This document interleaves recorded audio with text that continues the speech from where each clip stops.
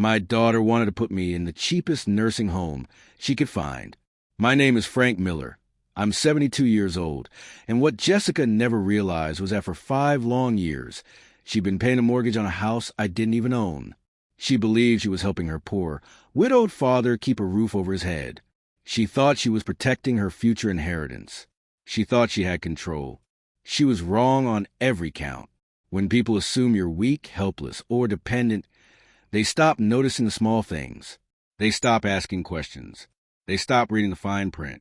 Jessica learned that the hard way. On the day I sold our family home for exactly $1. The look on her face when she discovered what I'd done, absolutely priceless. If you're watching this, hit subscribe and tell me where you're watching from, because this story begins 3 months after my wife, Margaret, passed away. Her death hit me harder than I ever expected. After 20 years of marriage, I suddenly found myself eating dinner alone in our big old colonial house. The medical bills from her final 6 months were staggering. $89,000, even after Medicare. Jessica arrived at the funeral in her black BMW in a designer dress, the perfect picture of a successful pharmaceutical sales rep. She was earning around $78,000 a year, plus bonuses. Her husband, Brad, worked in commercial real estate development. Together, they lived in a McMansion worth twice as much as my modest home. "Dad, we need to talk about your situation," she said the day after we buried Margaret. I was sitting at the kitchen table, going through bills. My Social Security check barely covered $1,850 a month, and Margaret's pension had died with her. The medical bills seemed endless. "What situation is that, honey?" I asked. Jessica sat across from me, pulling out a neatly organized folder. "Always the planner. My daughter." "Your financial situation," she said. "Mom's medical expenses drained most of your savings. This house is too big for you now. Even the property taxes are killing you." She wasn't wrong, at least not on paper. "I've been thinking," she continued, "maybe it's time to downsize. Something smaller, easier to manage. There's this place called Sunset Manor. It's affordable, $3, $200 a month. They handle everything, meals, activities, even basic medical care. $3,200 a month. That's where it all began. I'd visited Sunset Manor once, years ago, to see an old friend.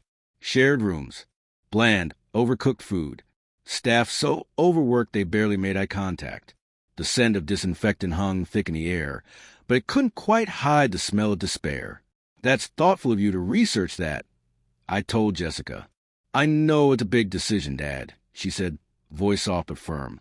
"But honestly, I worry about you rattling around in this big house all alone."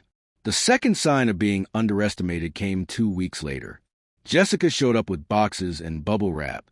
"I thought I'd help you start going through Mom's things," she said brightly. "You know, get a head start on the downsizing process." She walked into Margaret's closet like she owned the place, pulling out jewelry, photographs, family heirlooms. "This necklace would look beautiful on me," she said, holding up a delicate gold chain. "Mom always said it would be mine someday." That necklace had belonged to Margaret's grandmother. It was worth around $15,000, though Jessica likely had no idea. Then she reached for the old photo albums. "We should probably just scan the important ones and throw the rest away. No point keeping all this clutter." Clutter. Those albums held 4 generations of Margaret's family history. She'd spent years organizing them, writing little notes on the back of each photo in her careful handwriting. "Dad, you seem so overwhelmed by all this stuff," Jessica continued. "It's probably better if I just handle the sorting for you." I watched her pack up my late wife's belongings with mechanical efficiency, like she was cleaning out a storage unit. Not once did she ask what I wanted to keep. Not once did she stop to consider that these weren't just objects. They were pieces of a life shared. "Jessica, slow down a bit," I said quietly. "I'm not going anywhere tomorrow." "I know, Dad," she smiled. "But the sooner we get this done, the sooner you can start your new chapter. Think of it as a fresh start. A fresh start. As if Margaret's death was just a mess to be tidied up." That night, after Jessica left with 3 boxes of Margaret's things, I sat in the silent house and made a phone call. "Hello, Helen?" It's Frank Miller, Margaret's husband. I think it's time we had that conversation. The woman on the other end, Helen Davis, was Margaret's family attorney. We met briefly at our wedding 20 years ago, and again when Margaret updated her will. Frank, she said, her voice calm and professional, I've been wondering when you call. Are you ready to discuss the trust arrangements? I think I am, I replied. Good. Can you come by my office tomorrow? We have quite a bit to review. When I hung up, I couldn't help but wonder what Jessica would think if she knew about that call. But then again, she'd never cared to ask about Margaret's family background. Some mistakes are small. Others are costly. The stakes became painfully clear on October 1st. Jessica called it a family meeting. She and Brad arrived with a thick manila folder full of paperwork. I brewed a pot of coffee, and we sat in the same living room where Margaret and I once watched the evening news together. Dad, Jessica began, her voice adopting that polished, professional tone she used with difficult clients. We need to make some decisions. It's been 6 months since Mom passed. You can't keep living in denial about your financial situation. Brad leaned forward, his real estate instincts taking over. Frank, this house is sitting on a gold mine. The property alone is worth about $420,000. In this market, you could get full asking price, maybe even more, Brad said confidently. Jessica nodded, sliding a stack of papers across the coffee table. We've done the math. After paying off the mortgage, you'd have enough to cover 5 years at Sunset Manor, with some money left over. I glanced at the papers. An appraisal dated October 15th. A nursing home contract already filled out with my name on every line. All that was missing was my signature. You've been busy, I said. We've been worried, Jessica corrected. Dad, you're 72 years old. What if you fall? What if there's a medical emergency? There's no one here to help you. I have neighbors, I replied quietly. Friend from church. Brad shook his head. That's not the same as professional care. Sunset Manor has nurses on staff around the clock. Jessica leaned in, and you wouldn't have to worry about maintenance, property taxes, or any of that stress. Everything would be taken care of. I sipped my coffee. The house felt different with the minute. Smaller, tighter, as if it no longer belonged to me. What if I said no? I asked. The question hung in the air. Jessica and Brad exchanged a look. Dad, that's not really an option anymore, Jessica said, her tone sharpening. You're behind on property taxes. The roof needs work. $12,000 minimum. The furnace is 20 years old, and that foundation crack in the basement keeps getting worse. She wasn't wrong. The house did need work. And frankly, Brad added, the neighborhood's changing. Property values might not stay this high forever. You should sell while the market's hot. How long do I have to decide? I asked. 30 days, Jessica said flatly. I've already spoken to the real estate agent, Janet Morrison from Coldwell Banker. She's the best in the area. She can have the house listed by November 1st. 30 days. Margaret had been gone 6 months, and now they wanted to erase 20 years of our life together in just 30 days. The Sunset Manor contract needs to be signed by Halloween, Jessica continued. That gives us time to coordinate the move. I've already put down a deposit to hold your spot. You put down a deposit without asking me? I asked, stunned. Dad, the waiting list is 6 months long. I had to act fast, or you'd miss your chance. I stared at the contract. Shared bathrooms. Dinner at 5:30. Lights out by 10 o'clock. No guests after 8 p.m. What if I wanted to look at other options? I asked, maybe something a little nicer. Jessica sighed, her patience thinning. Dad, we've been through this. Your budget is what it is. Sunset Manor is what you can afford. But that wasn't true. Not even close. Across town sat Golden Years Estate, a luxury senior community. Private suites, gourmet dining, concierge service, $8,500 a month.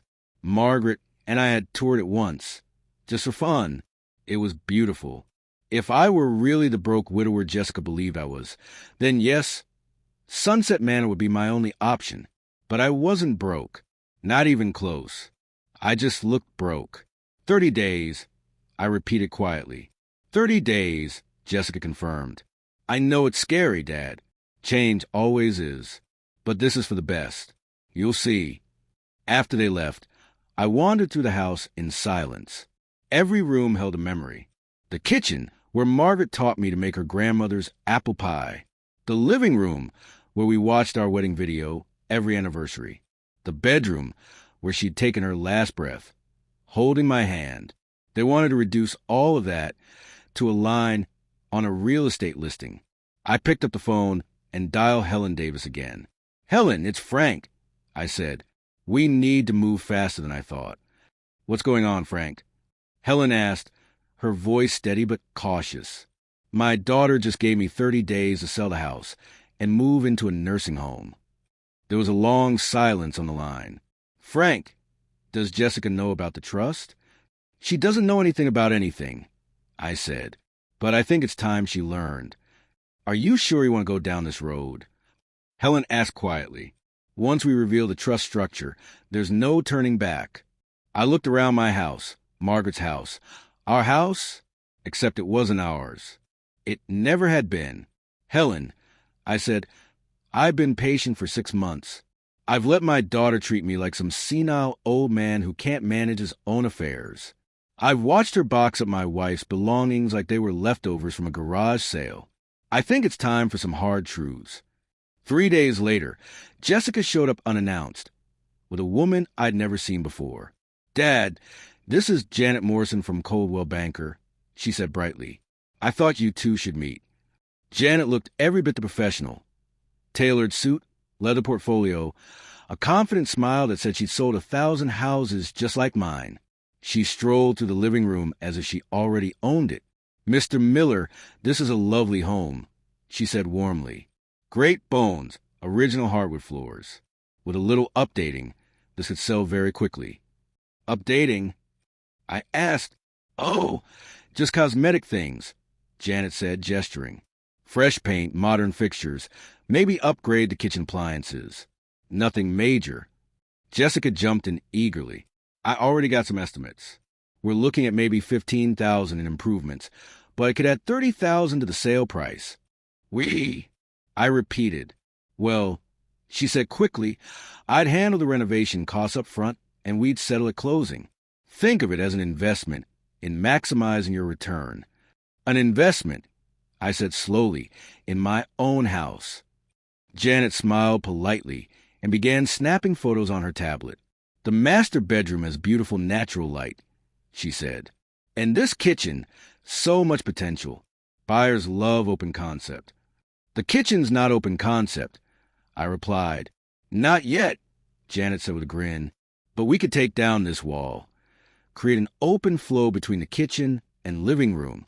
Very popular with young families. She was pointing to the wall where Margaret had hung her grandmother's china cabinet. The same wall where we'd marked our kids' heights year after year. 20 years of memories. And Janet wanted to tear it down for flow. How long have you lived here, Mr. Miller? She asked. 20 years, I said, since I married Margaret. Oh, that's lovely. Was Margaret your wife? She was, I said quietly. I'm sorry for your loss, Janet said quickly, but I'm sure she'd want you to be practical about your future. That was the wrong thing to say. You knew my wife? I asked, my voice tightening. Janet blinked. Well, no, Then don't tell me what she'd want. The temperature in the room dropped 10 degrees. Jessica jumped in, her voice strained. Dad, Janet's just trying to help. We all want what's best for you. What's best for me, I said, is keeping my wife's memory intact.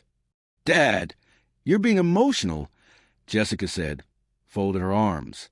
This is business. Emotional? I stood up slowly. My wife died 6 months ago. Her daughter wants to stick me in the cheapest nursing home she can find and tear down our kitchen for resale value. And you think emotion is no place here. Janet hurriedly tucked her tablet into her bag. Maybe I should come back another time. Maybe you should, I said. Jessica's face turned red. Dad, you're being unreasonable. Am I? Yes. You can't live in the past forever. Mom is gone. This house is too big for you. These are facts. Facts, I repeated quietly. Yes, she said, her voice sharp. You can't afford to maintain this place. You can't afford the taxes. You can't afford to be stubborn. I looked at my daughter, really looked at her, and wondered when she becomes so cold. Jessica, I said finally, can I ask you something? She sighed. What? Do you know anything about Margaret's family? She frowned. What do you mean? Her maiden name, where she grew up, what her parents did for a living. Dad, what does that have to do with anything? She said impatiently. Humor me. Jessica hesitated. I don't know. Anderson, I think? She grew up somewhere in Connecticut. Her parents were, teachers? You never talked about them much. Teachers, I repeated softly. Margaret's father had been a federal judge. Her mother came from old Connecticut money, the kind of family that had oil portraits in their library and trust funds stretching back 3 generations. Did you ever wonder why Margaret never worked? I asked. She was a homemaker, Jessica said. That was her choice. Did you ever wonder how we could afford this house on my contractor salary? Jessica's confident smile faltered. You had good credit. The market was different back then. Did you ever wonder, I said quietly, why Margaret handled all our finances? Dad, Jessica asked, her voice finally uncertain, what are you getting at? I walked over to the mantel and picked up our wedding photo. Margaret in her grandmother's lace dress, me in a rented tux, both of us grinning like we'd just won the lottery. Your stepmother wasn't just a homemaker, Jessica, I said softly. She was a very wealthy woman who chose to live simply. Jessica frowned. What do you mean, wealthy? Before I could answer, a sleek black Mercedes pulled into the driveway. Through the window, I saw a man in a tailored suit step out, briefcase in hand. Who's that? Jessica asked. That, I said, is someone you should meet. The doorbell rang. I walked slowly to answer it, leaving Jessica and Janet standing in the living room, confusion written across their faces. Mr. Miller. The man at the door was tall, silver-haired, and carried himself like someone used to being the smartest person in any room. I'm Thomas Anderson, he said, Margaret's brother. I had called Thomas the night before. It was time for him to make an appearance. Tom, come in, I said. There are some people I'd like you to meet. Thomas stepped inside, surveying the room with calm authority, as if he owned the place. In a way, he did. Jessica, I said, this is Thomas Anderson, your stepmother's brother. Tom, this is my daughter Jessica and her real estate agent Janet. Jessica stared at him in disbelief. Margaret had a brother? She had 3, Thomas replied evenly. I'm the youngest. He set his briefcase down on the coffee table with a quiet thud. We need to talk frank about the trust. Janet cleared her throat. Maybe I should go. Maybe you should. I agreed. After she left, Jessica sank onto the couch. What trust? Thomas opened his briefcase and withdrew a thick folder. The Miller Family Trust. It was established by our father in 1978. Margaret was a primary beneficiary until her passing 6 months ago. Jessica looked lost. I don't understand. It's simple, I said. This house doesn't belong to me, Jessica. It never did. The color drained from her face. What do you mean? Thomas pulled out the property deed and placed it gently on the table. This home is owned by the Miller Family Trust. Your stepmother was the sole trustee until her death. Now, the trust is managed by, he looked to me. By me? I finished, and Tom here is a co-executor. Jessica picked up the deed with trembling hands. But you have a mortgage. I've been helping you pay it. No, I said quietly. You've been giving me money you thought was for mortgage payments. It actually went straight into my personal account. The truth hit her like a physical blow. How much? About $180,000, I said, over 5 years. Jessica went pale. I trusted you. And I trusted you, I said, to treat me with respect, to honor your stepmother's memory, to ask questions before making assumptions. She stood, shaking.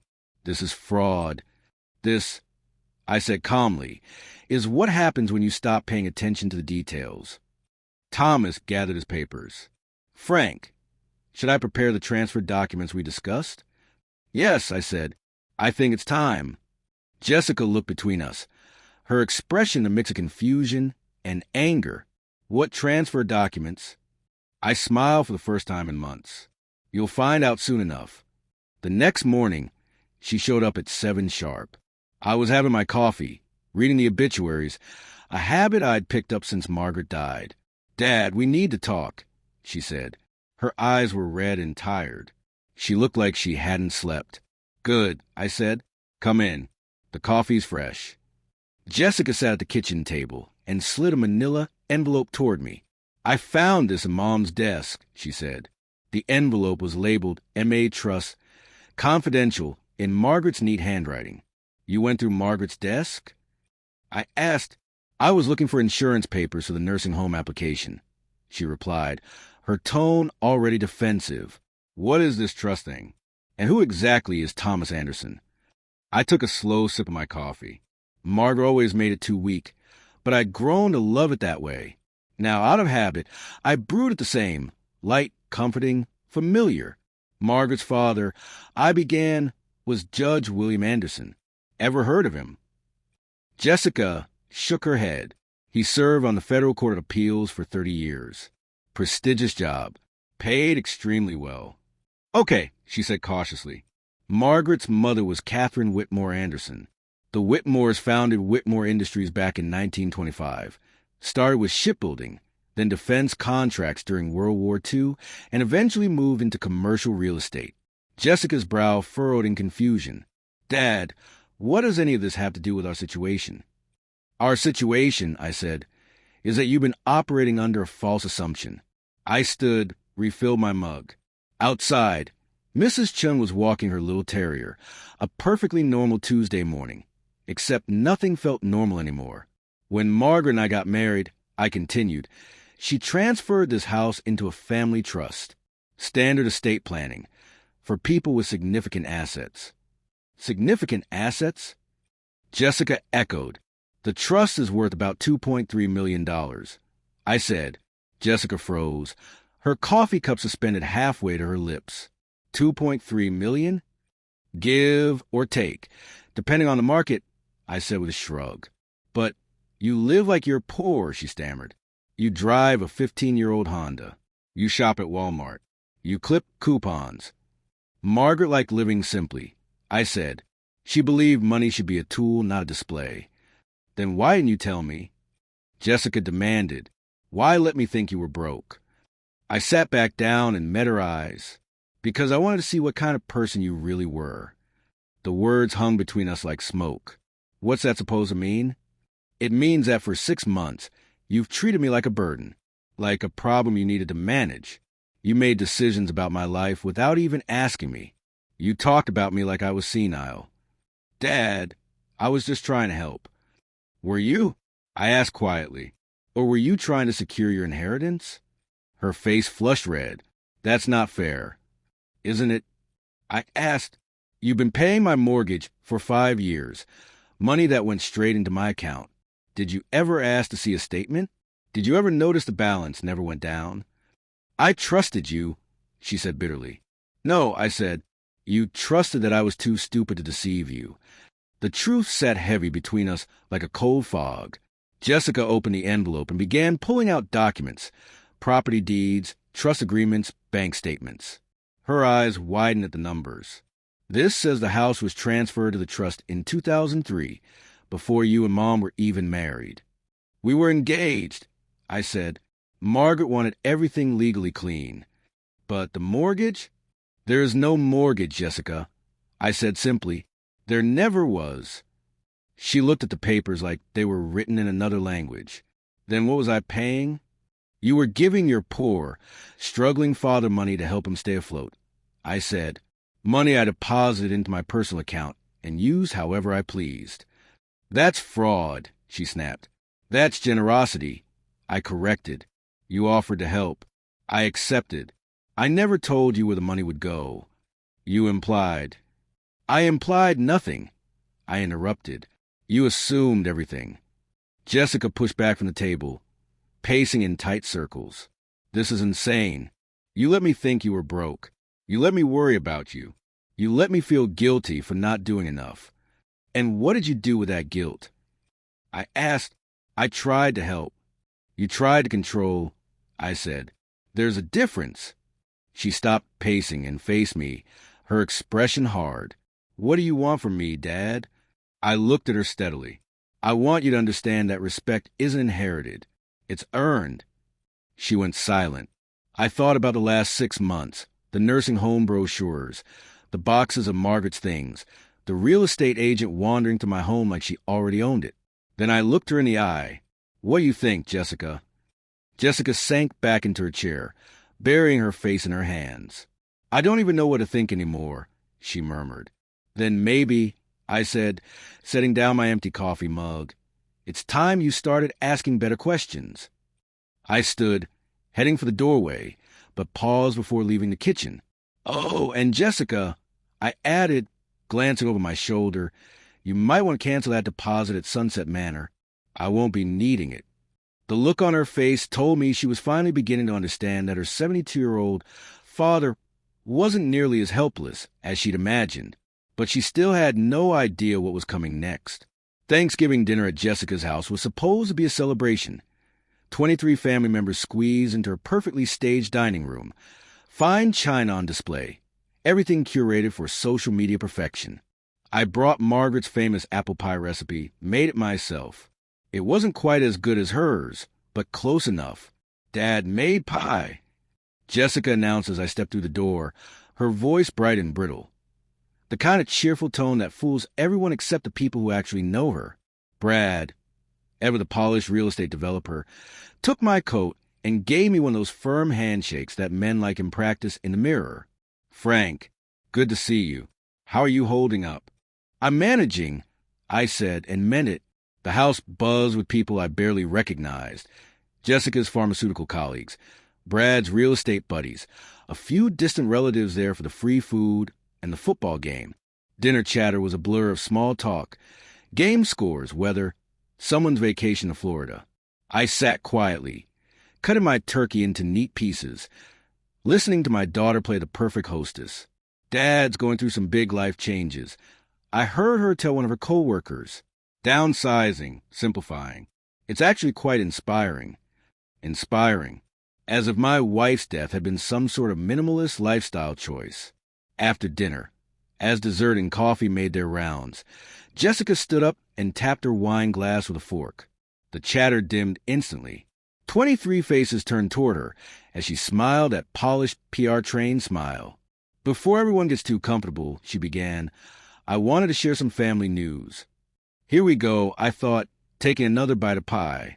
As most of you know, my stepmother, Margaret, passed away earlier this year, Jessica continued, her voice perfectly measured for sympathy. It's been a difficult adjustment for all of us, especially Dad. She gestured toward me, the doting daughter in a well-rehearsed act. I kept eating. Well, she went on, I'm happy to announce that Dad has made a wonderful decision about his future. Here it comes. Dad's going to be moving into a beautiful senior community called Sunset Manor. It's a place where he'll have 24-hour care, social activities, everything he needs to stay safe and healthy. Murmurs of polite approval rippled through the table. That's wonderful, Frank, someone said. Such a smart choice. You'll love having everything taken care of for you, another chimed in. Jessica smiled like a CEO closing a deal. The truth is, she continued, Dad's been struggling more than he likes to admit. The house is too big for him now. The maintenance, the yard work, the isolation. It's just too much for someone his age. Someone his age. Like 72 was 92. And frankly, she added, her voice softening into that perfectly rehearsed tone of concern, I've been worried about Dad's judgment lately. Little things, but they add up. Forgetting to pay bills, leaving the stove on, getting confused about appointments. I hadn't missed a single payment in 50 years. Never left a burner lit.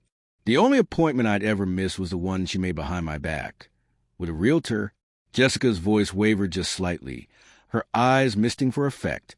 The hardest part is, sometimes Dad doesn't even realize when he needs help. That's why families have to step in, make the hard choices for people we love. She was selling a story, and she knew exactly how to play her audience. The poor, confused father, the responsible, selfless daughter, the heartwarming family duty. Only this time, she had no idea the ending had already been rewritten by me. The silence stretched for what felt like an eternity. 10 seconds that felt like 10 minutes. Then the room erupted. $1? That's insane, someone shouted. Frank, you can't be serious. Another voice chimed in. Jessica gripped her wine glass so tightly I thought it might shatter. Dad, you can't sell the house for $1. That's not legal. Actually, I said calm as ever, it's completely legal. Thomas Anderson, Margaret's brother, he's an attorney, handled all the paperwork. The sale closed this morning. Her eyes went wide. This morning? A little lie.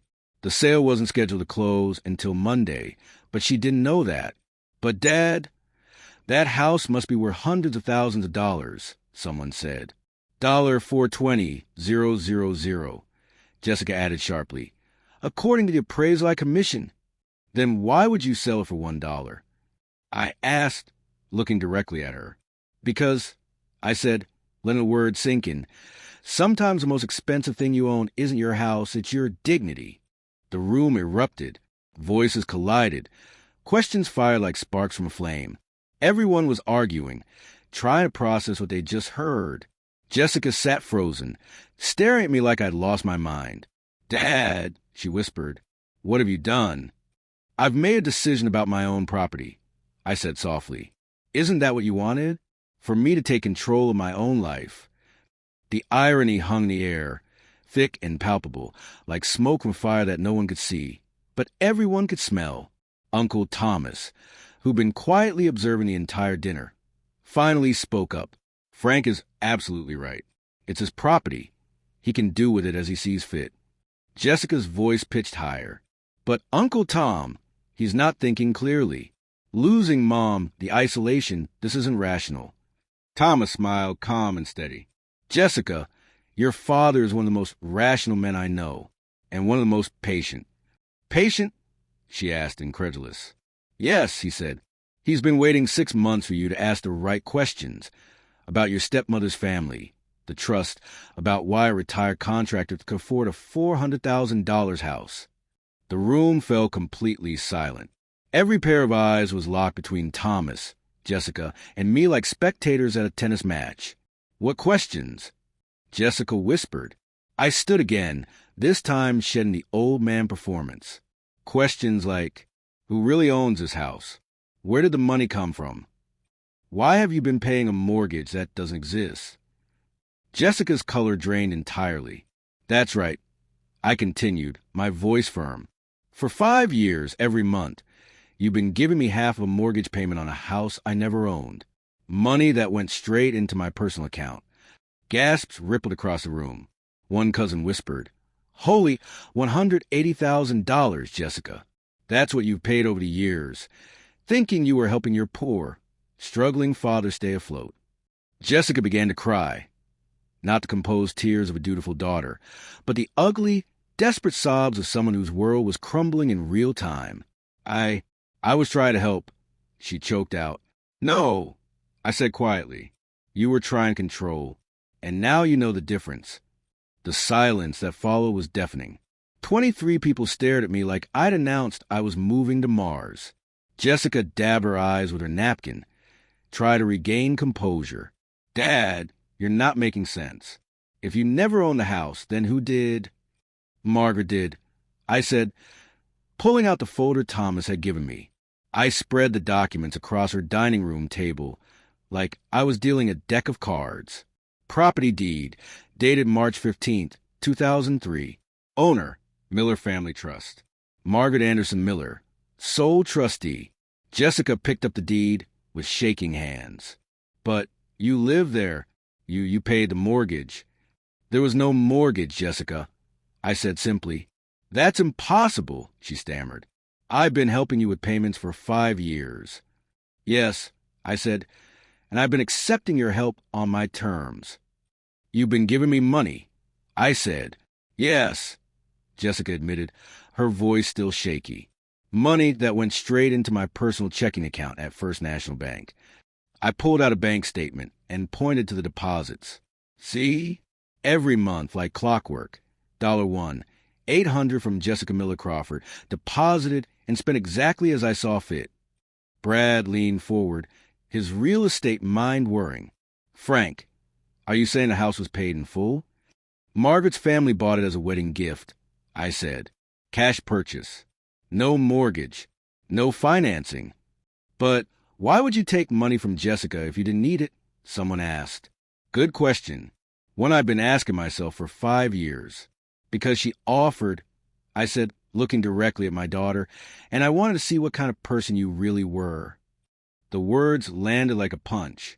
Jessica's face went pale. What does that mean? It means I gave you a test, Jessica, I said, and you failed. Thomas cleared his throat, standing and walking ahead of the table like a seasoned attorney addressing a jury. Habits die hard. Margaret Anderson Miller, he began, was the daughter of federal judge William Anderson and Catherine Whitmore Anderson. The Whitmores have been a prominent Connecticut family for 4 generations. Murmurs rippled around the table. A few people pulled out phones, no doubt Googling Whitmore family, Connecticut. But Margaret inherited a substantial trust fund when she turned 25, Thomas continued. Conservative estimate, $800,000 in 1998. Today, properly managed, it's worth approximately $2.3 million. Someone whistled softly. Jessica just stared, frozen. When Margaret married Frank, Thomas said, she transferred her assets into a family trust. Standard estate planning for people of means. The house, investments, everything went into the trust structure. Why? Jessica asked, her voice cracking.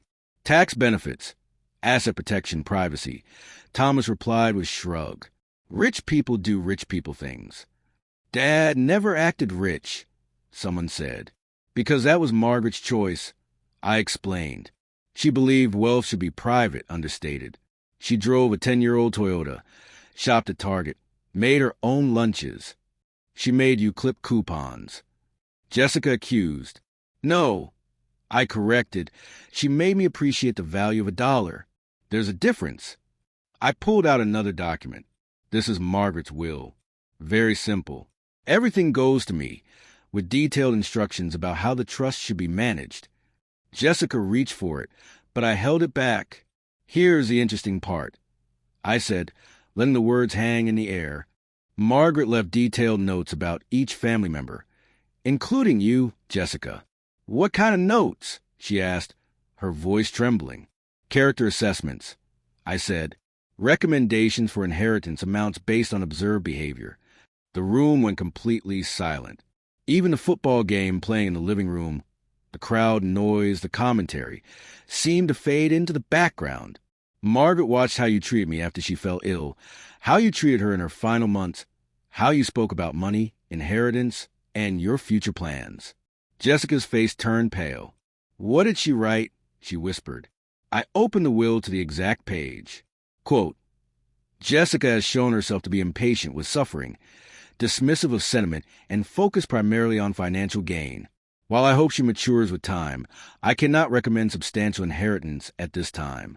The words hung in the air like a verdict. She wrote that about me? Jessica's voice cracked. She wrote it about your behavior. I corrected. Margaret always believed people could change. How much did she leave me? Jessica asked, her voice barely audible. I scanned the will again. Nothing. Her sob echoed across the room. Nothing. Someone whispered. Nothing. Not nothing. The opportunity to prove yourself worthy of more. What does that mean? She stammered. Thomas jumped in. It means the trust structure allows discretionary distributions based on demonstrated character growth. In English, please, Jessica said, panic rising. I looked her straight in the eye. It means I control the money now. I decide who gets what based on how they treat me and honor Margaret's memory. The power in the room had shifted completely. Everyone could feel it. Brad, ever the businessman, leaned forward. So what happens now? Now, I said, Jessica learns what it feels like to have no control over her financial future. Dad, please, she begged. For 5 years, I said, rising and pacing around the table, until I stood directly behind her chair. You made assumptions about my life. You treated me like a burden, a problem to be solved. You talked about me as if I were senile. You boxed up Margaret's belongings without asking what I wanted to keep. You scheduled real estate agents to tour my house without permission. You put deposits down on nursing homes without consulting me. I was trying to help, she whispered. You were trying to rush your inheritance. I said, the accusation heavy in the air. Her face went ashen. But here's what you never understood, Jessica. I continued. There was no inheritance to rush. Margaret's money was never automatically yours.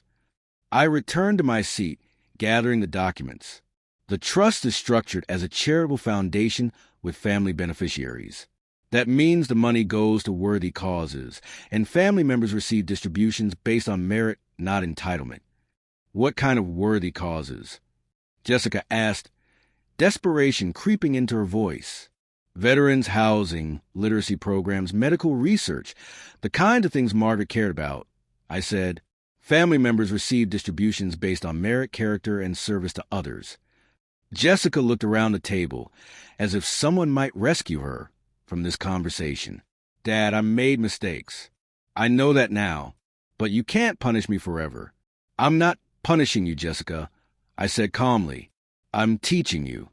Teaching you what? That respect isn't inherited, I replied. It's earned through actions. I pulled out one final document. This, I said, is the deed transfer for the house. Signed this morning. Filed with the county clerk this afternoon. You really sold it for $1? Jessica whispered. I really did. To Heroes Haven Veterans Housing. They'll convert it into transitional housing for homeless veterans. Men and women who served their country and fell on hard times. Brad, ever the businessman, was furiously calculating in his head. Frank, you just gave away $400,000. No, I said, looking around the stunned faces at the table. I proved a point. What point? That money means nothing without dignity. For 6 months, my daughter had treated me like I was worthless, as if my opinions didn't matter, as if my grief was an inconvenience. She assumed I was broke, desperate, dependent. She was wrong on every count. I stood up. The house sale is final, and the nursing home deposit is forfeited. Jessica's 5 years of mortgage payments? Non-refundable. But where will you live? Someone asked. I smiled for the first time all evening. Golden Years Estate. $8,500 a month. Private suite, concierge service, gourmet dining. How can you afford that? Someone asked, incredulous. It turns out I'm not as poor as everyone thought. I said. Jessica was crying again. Quietly this time, the ugly realization settling in. Dad, what do you want from me? I want you to understand that your stepmother was a remarkable woman who deserved better than being treated like an obstacle to your inheritance. And then what? And then maybe we can talk about earning back some trust. I gathered my coat and headed for the door. 23 eyes followed me. Oh, and Jessica, I called over my shoulder, that apple pie you complimented earlier? Margaret's recipe. I made it from memory. The last thing I heard as I closed the door was her crying, but no one moved to comfort her. Monday morning, I drove to Helen Davis's law office for the final paperwork. Her firm occupied the top floor of a downtown building that radiated old money and older connections. Frank, are you sure about this? Helen asked as I signed the deed transfer. I've never been more sure of anything. The buyer's representative, Carol Martinez, arrived, mid-40s, military bearing, efficient and no-nonsense. Mr. Miller, I want you to know how much this means to our organization, she said. With housing costs so high, finding suitable transitional facilities is nearly impossible. What will you do with the house? I asked. Convert it into a group home, she replied. 4 bedrooms, shared common areas, a kitchen.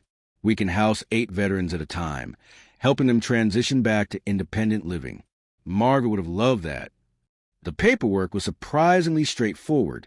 deed transfer, title insurance, and charitable donation documentation for tax purposes. The IRS would grant a $419,000 tax deduction, translating to roughly $120,000 in actual savings. The irony, Helen noted as I signed the final document, is that this donation actually increases your net worth. How so? I asked.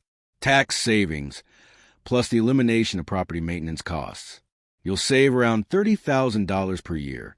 Over 10 years, that's $300,000. So, by giving away the house, I'd actually made money. Margaret would have appreciated that. My phone buzzed. A text from Jessica. Dad, please call me. We need to talk. I deleted it without replying. Carol Martinez shook my hand. Mr. Miller, would you like to attend the dedication ceremony next month? We'd love to recognize your contribution. No thanks. I prefer to stay anonymous, I said. What I didn't tell her was that I'd already made other arrangements. I drove straight from the law office to Golden Years Estate, 30 minutes across town from my old working-class neighborhood to the enclave of doctors and lawyers. Golden Years looked like a luxury resort.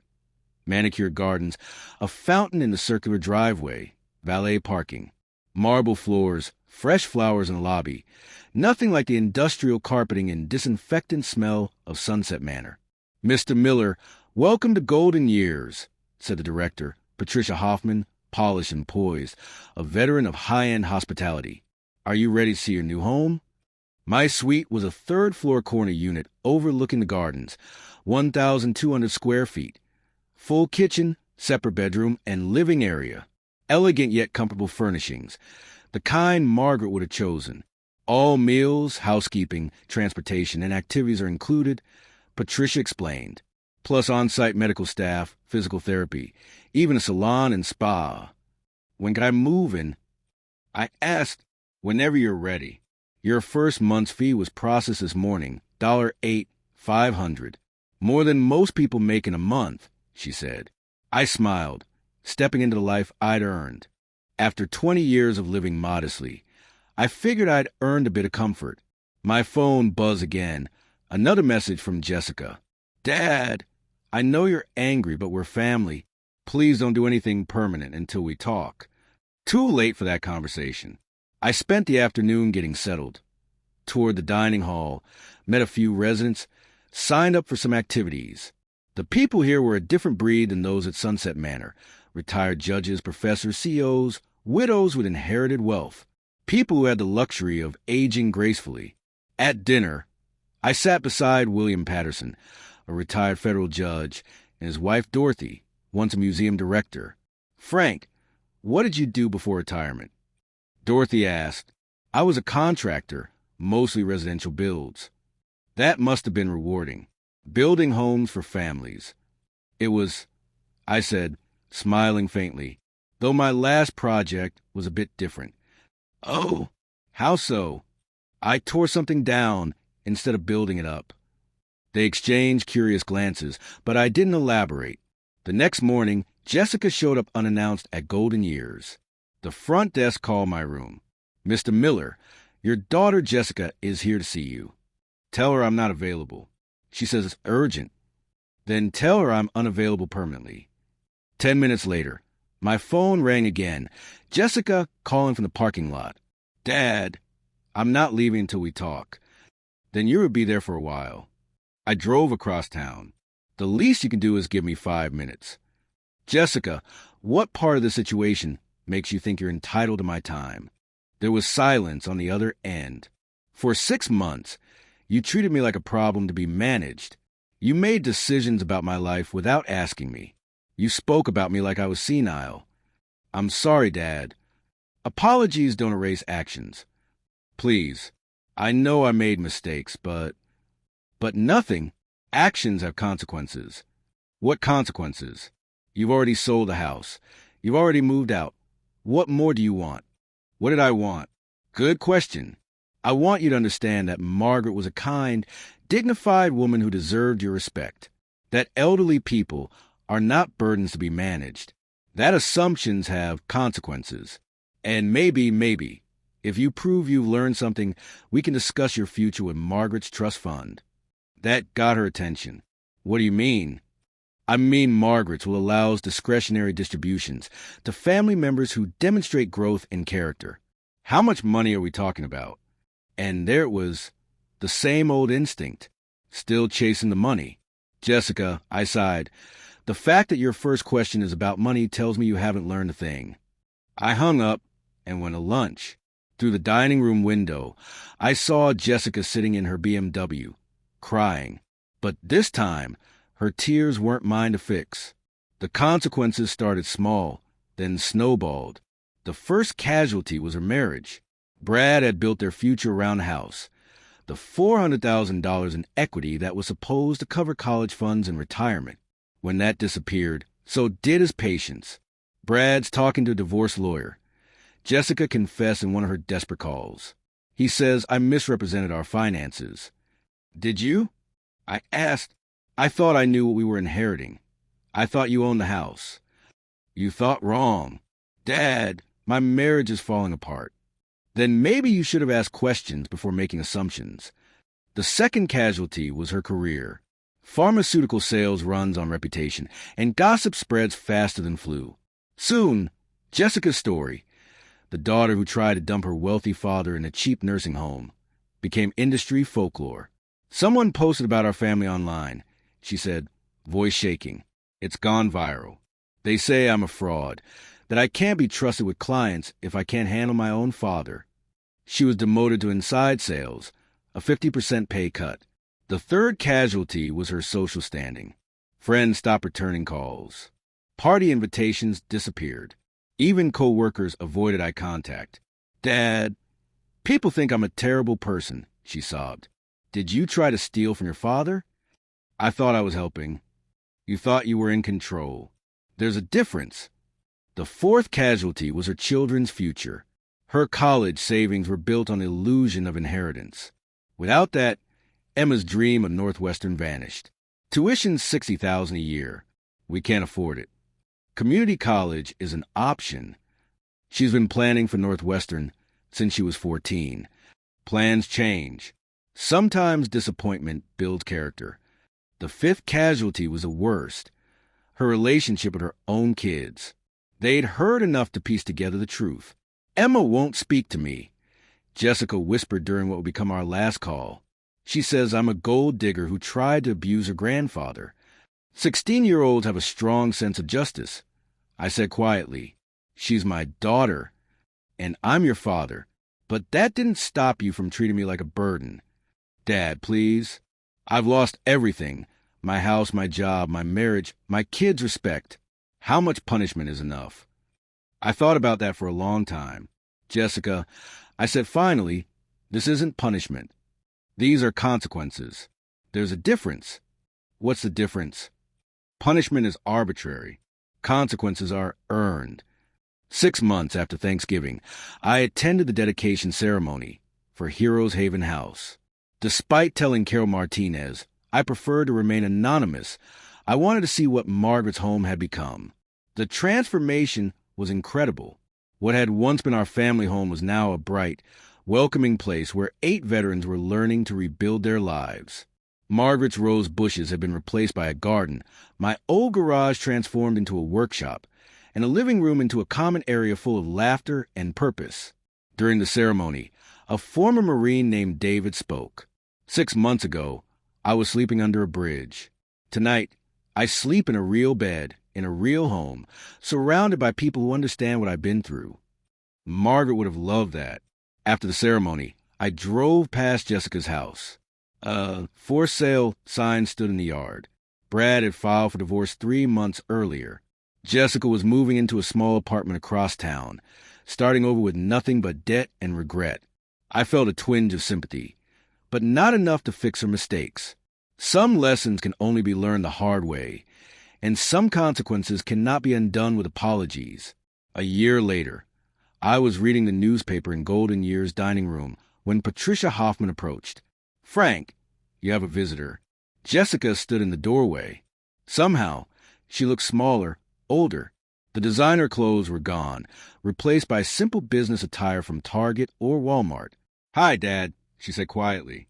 She sat across from me, hands folded in her lap like a child awaiting a scolding. "I got a job, customer service at an insurance company. It's not much, but it's honest work." "Good for you," I said. "I've been seeing a counselor," she continued. "Learning about boundaries, respect, assumptions, all the things I got wrong." I nodded silently. "I'm not here for money," she said. "I'm here to apologize, for real this time. I treated you like a burden when you were grieving. I made decisions about your life without asking what you wanted. I assumed you were weak, stupid, dependent. I was wrong about everything, and I'm sorry." "Apology accepted," I said. "Is there a chance we could start over?" I thought of Margaret, of dignity, of the price of respect. "Jessica," I said, "earning trust takes time. But yes, there's a chance." She smiled. The first real smile in months. "Want to tell me about your new job?" And just like that, for the first time in over a year, we talked, really talked, as a family again.